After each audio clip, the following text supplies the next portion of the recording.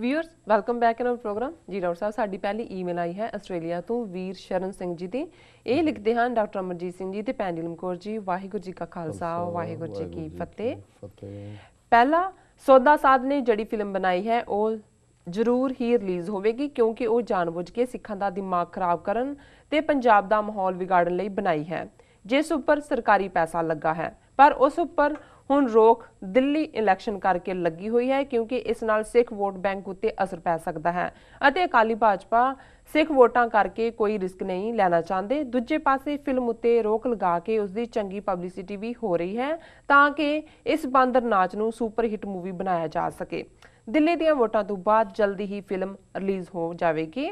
ਦੂਜਾ ਮੁੱਦਾ ਉਹਨਾਂ ਦਾ ਹੈ ਦਿੱਲੀ ਵਿੱਚ ਆਉਣ ਵਾਲੀ ਸਰਕਾਰ ਬੀਜੇਪੀ ਦੀ ਹੋਵੇਗੀ ਭਾਵੇਂ ਉਹਨਾਂ ਨੂੰ ਕਿਸੇ ਨਾਲ ਭਾਈਵਾਲੀ ਕਰਨੀ ਪਵੇ ਪਰ ਉਸ ਦੀ ਸ਼ਾਇਦ ਨੌਬਤ ਨਾ ਆਵੇ ਕਿਉਂਕਿ ਓਬਾਮਾ ਦੀ ਫੇਰੀ ਨਾਲ ਬੀਜੇਪੀ ਦੇ ਵੋਟ ਬੈਂਕ ਵਿੱਚ ਬਹੁਤ ਵਾਧਾ ਹੋਵੇਗਾ।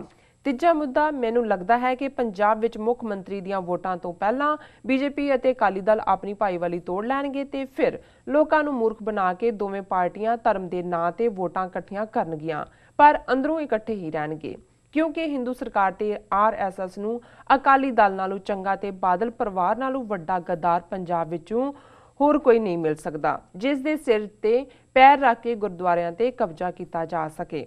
ਵੋਟਾਂ ਤੋਂ ਬਾਅਦ ਦੋਵੇਂ ਪਾਰਟੀਆਂ ਫਿਰ ਮਿਲ ਕੇ ਸਰਕਾਰ ਬਣਾਉਣ ਦੀ ਕੋਸ਼ਿਸ਼ ਕਰਨਗੀਆਂ। ਜੀ ਡਾਕਟਰ ਸਾਹਿਬ। ਵੀਰ ਸ਼ਰਨ ਸਿੰਘ ਜੀ ਦਾ ਬਹੁਤ-ਬਹੁਤ ਸ਼ੁਕਰੀਆ। ਉਹਨਾਂ ਨੇ ਸਾਨੂੰ ਸਿਡਨੀ ਆਸਟ੍ਰੇਲੀਆ ਤੋਂ ਲਿਖਿਆ ਜੀ।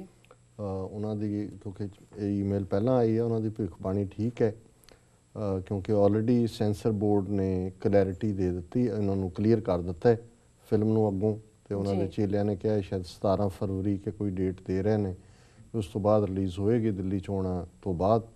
ਔਰ ਆਲਰੇਡੀ ਜਿਹੜਾ ਇਹਨਾਂ ਦੀ ਨੀਤੀ ਪਹਿਲਾਂ ਰਹੀ ਕਿਉਂਕਿ ਸੌਦਾ ਸਾਧ ਦੀ ਫਿਲਮ ਦਾ ਜ਼ਿਕਰ ਹੁੰਦਿਆਂ ਦਿੱਲੀ ਦੇ ਵਿੱਚ ਪ੍ਰੋਟੈਸਟ ਵੀ ਸਿੱਖਾਂ ਦੇ ਹੋਏ ਔਰ ਸਿੱਖਾਂ 'ਚ ਗੁੱਸਾ ਵੀ ਹੈ ਆਰਐਸਐਸ ਦੀਆਂ ਨੀਤੀਆਂ ਕਰਕੇ ਤੇ ਇੱਕ ਕੌਮੀ ਪੱਤਰਿਕਾ ਕਰਕੇ ਅਖਬਾਰ ਦਿੱਲੀ ਤੋਂ ਹੀ ਛਪਦੀ ਹੈ ਤੇ ਮੈਂ ਦੇਖ ਰਿਹਾ ਸੀ ਉਹਦੇ 'ਚ ਸਰਵੇ ਸੀ ਘੱਟ ਗਿਣਤੀਆਂ ਦੇ ਹਵਾਲੇ ਨਾਲ ਕਿ ਇਹਨਾਂ ਦਿੱਲੀ ਚੋਣਾਂ ਦੇ ਵਿੱਚ ਉਹ ਵੋਟਾਂ ਕਿਹਨੂੰ ਪਾਉਣਗੇ। ਸੋ ਉਹਦੇ 'ਚ ਜਿਹੜਾ ਜਿੱਥੋਂ ਤੱਕ ਮੁਸਲਮਾਨਾਂ ਦਾ ਤਾਲੁਕ ਹੈ ਉਹ ਆਲਮੋਸਟ 98% ਬੀਜੇਪੀ ਨੂੰ ਨਹੀਂ ਪਾਉਣਗੇ, ਈਸਾਈ ਵੀ 95% ਤੇ ਸਿੱਖਾਂ ਬਾਰੇ ਸੀ ਕਿ 52 ਜਾਂ 52% ਸਿੱਖਾਂ ਨੇ ਕਿਹਾ ਵੀ ਅਸੀਂ ਬੀਜੇਪੀ ਨੂੰ ਨਹੀਂ ਪਾਵਾਂਗੇ ਵੋਟ। ਸੋ ਆਲਰੇਡੀ ਇੱਕ ਜਿਹੜਾ ਵੋਟ ਬੈਂਕ ਔਰ ਇਸੇ ਲਈ ਹੁਣ ਅਕਾਲੀਆਂ ਦੀ ਪੂਰੀ ਦੌੜ ਲੱਗੀ ਹੋਈ ਹੈ ਬਾਦਲ ਦੀਆਂ ਹਦਾਇਤਾਂ ਸਾਰੀ ਅਕਾਲੀ ਲੀਡਰਸ਼ਿਪ ਦਿੱਲੀ ਜਾ ਕੇ ਬੈਠੀ ਹੈ।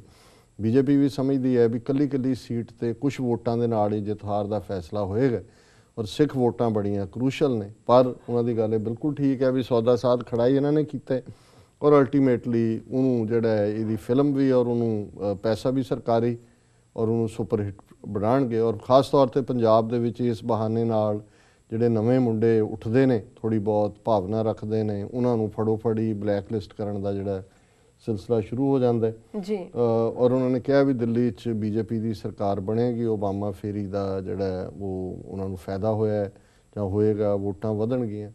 ਦੇਖੋ ਇਹਦੀ ਤਾਂ ਕੋਈ ਸ਼ੱਕ ਨਹੀਂ ਹੈ ਵੀ ਜਿਸ ਤਰੀਕੇ ਨਾਲ ਉਹਨਾਂ ਨੇ ਕਿਰਨ ਬੇਦੀ ਨੂੰ ਜਿਹੜੀ ਬਿਲਕੁਲ ਅਪਰਚੂਨਿਸਟ ਘਟੀਆ ਕਿਸਮ ਦੀ ਜਿਹੜੀ ਹੈ ਉਹ ਇਨਸਾਨ ਹੈ ਉਹਨੂੰ ਪ੍ਰਮੋਟ ਕੀਤਾ ਔਰ ਹੁਣ ਵੀ ਜਦੋਂ ਰਿਪਬਲਿਕ ਡੇ ਪੈਰੇਡ ਦੇ ਮੌਕੇ ਜਿਹੜੀਆਂ 2-3 ਗੱਲਾਂ ਈਵਨ ਕੇਜਰੀਵਾਲ ਦਿੱਲੀ ਦਾ ਚੀਫ ਮਿਨਿਸਟਰ ਰਿਹਾ ਉਹਨੂੰ ਰਿਪਬਲਿਕ ਡੇ ਪੈਰੇਡ ਦੇ ਮੌਕੇ ਦੇ ਉੱਤੇ ਸੱਦਾ ਵੀ ਨਹੀਂ ਦਿੱਤਾ ਗਿਆ ਔਰ ਕਿਰਨ ਬੇਦੀ ਨੂੰ ਇਸ ਤਰੀਕੇ ਨਾਲ ਬਿਠਾਇਆ ਗਿਆ ਸੀ ਵੀ ਜਿਹੜੀ ਕੈਮਰਿਆਂ ਦਾ ਫੋਕਸ ਹੈ ਬਾਰ-ਬਾਰ ਉਹਦੇ ਤੇ ਸੀ ਵੀ ਉਹਨੂੰ ਉਹ ਪ੍ਰੋਜੈਕਟ ਕਰ ਰਹੇ ਨੇ future chief minister of Delhi. ਇੱਧਰ ਅਰਵਿੰਦ ਕੇਜਰੀਵਾਲ ਸਿੰਗਲ ਹੈਂਡਡਲੀ ਲੜ ਰਿਹਾ ਪਰ ਜਿੰਨਾ ਬੀਜੇਪੀ ਦੇ ਕੋਲ ਪੈਸਾ ਕਾਡਰ ਪਾਵਰ ਔਰ ਬੇਸ਼ਰਮੀ ਦੇ ਨਾਲ ਉਸ ਦੀ ਵਰਤੋਂ ਪੈਸੇ ਦੀ ਹੈ ਕਾਂਗਰਸ ਤਾਂ ਲੱਗਦਾ ਵੀ ਜਿਵੇਂ ਖੇਡ 'ਚੋਂ ਬਾਹਰ ਹੀ ਹੋ ਗਈ ਹੁੰਦੀ।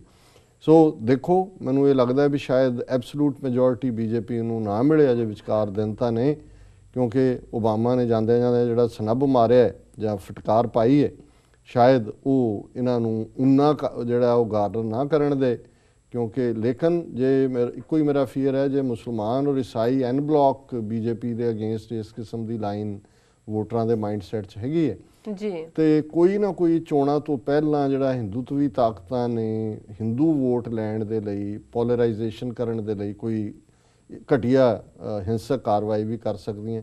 ਆਲਰੇਡੀ ਕਿਰਨ ਬੇਦੀ ਹਿੰਦੂਤਵਾ ਏਜੰਡਾ ਖੇਡ ਰਹੀ ਹੈ ਆਰਐਸਐਸ ਦੀ ਬੜੀ ਸ਼ਲਾਘਾ ਕਿ ਜੀ ਦੁਨੀਆ ਦੇ ਦਾ ਤਾਂ ਨਾਂ ਗਿਨੀ ਬੁੱਕ ਆਫ ਰੈਕਰਡ 'ਚ ਹੋਣਾ ਚਾਹੀਦਾ।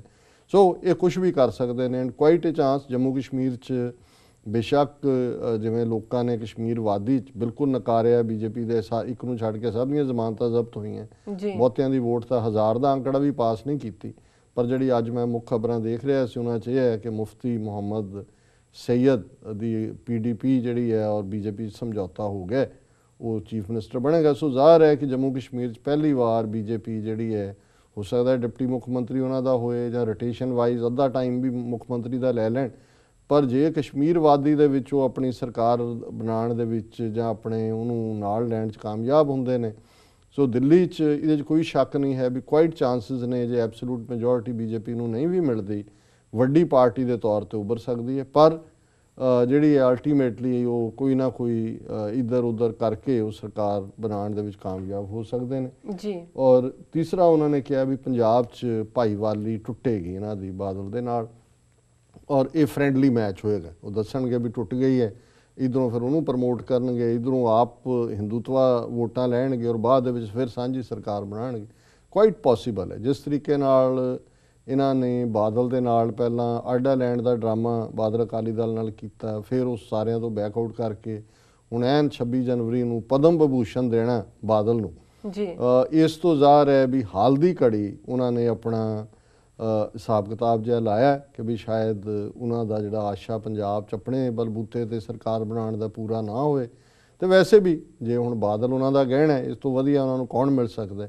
ਸੋ ਇਹਨਾਂ ਦਾ ਵੀਰ ਸ਼ਰਨ ਸਿੰਘ ਜੀ ਦਾ ਬਹੁਤ ਬਹੁਤ ਸ਼ੁਕਰੀਆ ਜੀ। ਉਹਨਾਂ ਨੇ ਸਾਨੂੰ ਲਿਖਿਆ, ਉਹਨਾਂ ਦੀ 50ਵੀਂ ਈਮੇਲ ਹੈ, ਉਹ ਸਾਨੂੰ ਬੜਾ ਲਗਾਤਾਰ ਲਿਖਦੇ ਨੇ ਜੀ। ਬੜਾ ਅੱਛਾ ਉਹਨਾਂ ਦਾ ਟਾਈਪਡ ਵਰਜ਼ਨ ਹੁੰਦਾ ਹੈ ਔਰ ਬੜੀ ਕ੍ਰੀਏਟਿਵ ਸੋਚ ਹੁੰਦੀ ਹੈ ਜੀ। ਡਾਕਟਰ ਸਾਹਿਬ ਇਸ ਨਾਲ ਨੇ ਬ੍ਰੇਕ। ਵੀਅਰਸ ਤੁਸੀਂ ਇਸ ਤਰ੍ਹਾਂ ਬਣੇ ਰਹੋ, ਮਿਲਦੇ ਹਾਂ ਛੋਟੇ ਵਕਫੇ ਤੋਂ ਬਾਅਦ।